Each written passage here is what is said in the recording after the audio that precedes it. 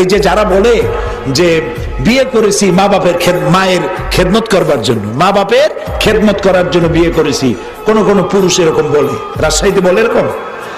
এই কথাটি আদৌ ঠিক নয়।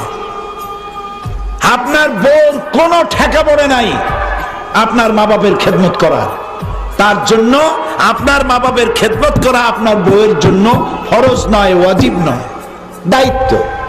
তিনি করবেন, এটা তার দায়িত্ব, কিন্তু আল্লাহ তাকে বাধ্য করে নাই।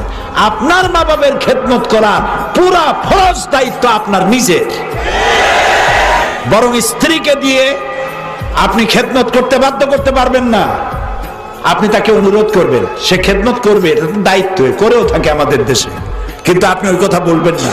বরং স্ত্রীকে এমন একটা ঘর দিবেন যে ঘরে স্ত্রীর পারমিশন ছাড়া অন্য কেউ ঢুকতে পারবে না, এবং প্রয়োজনে সামর্থ্য অনুযায়ী স্ত্রীকে কাজের লোক দিবেন, একটা কাজের মেয়ে যে কাজ করে তাকে সাহায্য করবে, এটাও দেওয়া আপনার দায়িত্ব।